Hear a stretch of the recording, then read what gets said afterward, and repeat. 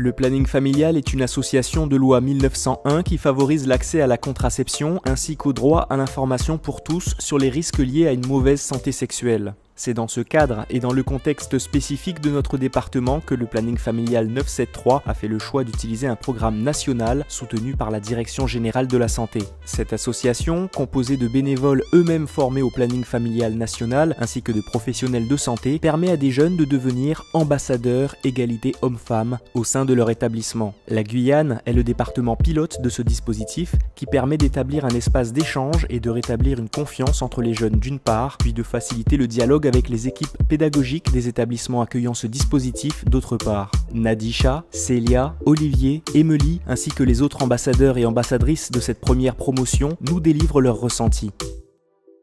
Dans cette formation, on apprend justement à dire que cette image de l'homme avec un grand H pourrait changer. Ça nous permet de nous retrouver par rapport à la sexualité, parce que nous, en tant que jeunes, dans la vie de tous les jours, on voit des choses, mais on ne prend pas conscience, on se dit que c'est pas grave, alors qu'à travers cette formation, on voit que c'est comme ça que les choses commencent et ça grave.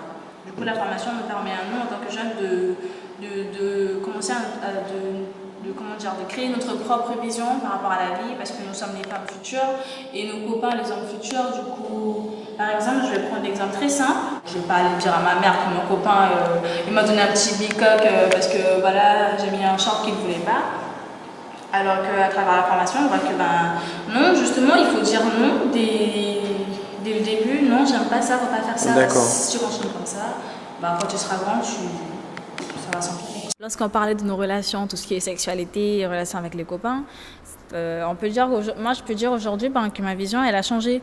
Je dis pas que je vais tout changer le lendemain, mais voilà, j'ai un autre point de vue. Là, si je me mets dans une autre relation, je saurais quoi éviter, je saurais comment parler, comment gérer, pour vraiment avoir une bonne relation. Et puis, j'adore l'entente entre nous, l'ambiance elle est agréable, tout le monde participe.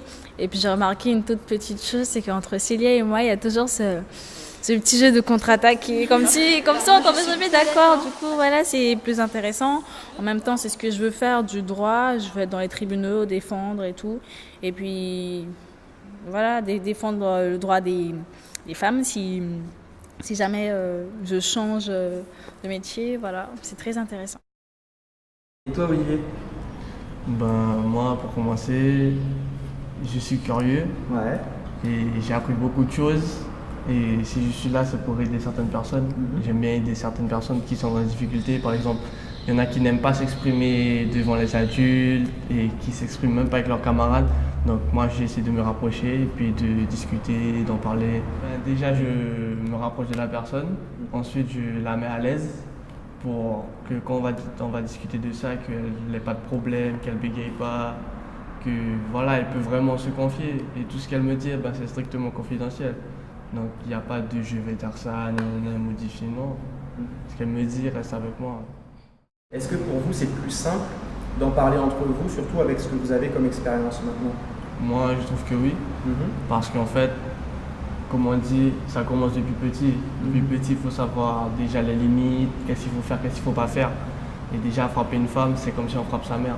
Donc c'est un truc qui ne se fait pas en fait. De ne pas avoir peur, parce que tout ce qu'il va nous dire va rester entre lui et moi. Et je pourrais même l'aider, le guider à aller vers, par exemple, le planning familial, ils sont à la rénovation. Donc pour qu'ils aient plus de réponses à leurs questions, ils sont là pour ça. Donc il ne faut pas qu'ils aient peur. On a appris certaines choses, on a surtout appris à écouter parce que j'étais pas vraiment dans l'écoute, j'étais plus dans le jugement. Et le fait de savoir que lorsqu'on juge, ça touche, même si la personne ne te le montre pas, mais tu lui as fait mal.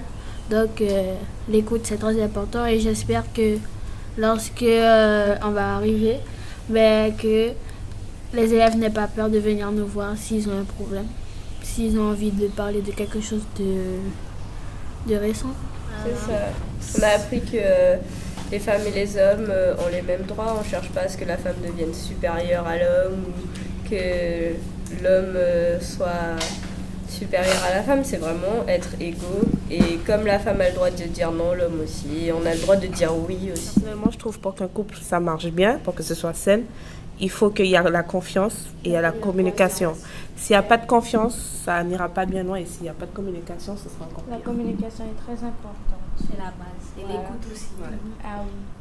Moi, je dirais que dans un couple, si on n'a pas confiance en son compagnon, ça veut dire qu'on n'a pas confiance en nous-mêmes, on n'a pas confiance en notre choix. C'est nous qui l'avons choisi. Donc, à un moment donné, si tu doutes sur lui, c'est que tu doutes sur tes convictions. Donc, avant de vouloir se mettre en couple, il faut être déjà bien sur soi-même, s'aimer soi-même, avoir confiance en soi-même, avant d'aller vouloir, je dirais pas s'exhiber, mais avant de vouloir partager des choses avec un conjoint. Pas le plus intéressant, mais qui est le plus important, c'est le consentement, la tasse d'été, bien sûr. Ça. Et les contraceptions. Et la contraception, je savais déjà. Et la violence, parce que on vit dans la violence tous les jours et parfois on ne s'en rend pas compte parce que, bon, on se dit c'est normal, c'est l'éthique qu'on nous donne, donc voilà, l'homme il fait son travail, il est comme ça, donc il doit le faire. Mais à un moment donné, il faudrait qu'on fasse aussi un peu de recul et qu'on ait une prise de conscience pour se dire, ben non, en fait, c'est pas normal. C'est pas normal qu'il me gifle, c'est pas normal qu'il m'interdit de voir mes copines, c'est pas normal qu'il me dise je mets pas telle robe ou telle jupe parce que je fais ce que je veux, c'est mon corps, c'est ma propriété. C'était assez intéressant de voir que, à cause de l'étiquette qu'on nous a donnée et l'éducation, parce qu'on nous dit, t'es une fille, tu fais le ménage, tu fais à manger, t'es là pour faire des enfants, t'es pas là pour travailler. Et eux, c'est t'es macho, tu protèges la famille, t'es tout ce qui doit leur dire de faire. Et en fait, cette étiquette, elle est pas bonne, parce que une femme, elle peut faire comme un travail d'homme et l'homme peut faire aussi le travail de femme. Donc, quand j'ai vu la violence, je me dis qu'il y a certaines femmes, elles vivent ça. Et quand on a regardé le film, tu prends une conscience que tu te dis, mais en fait, l'homme fait tellement peur, il installe tellement la terreur chez elle, que son identité est détruite. Au fond d'elle, elle est détruite et elle ne sait pas comment parler, ni à qui on parle.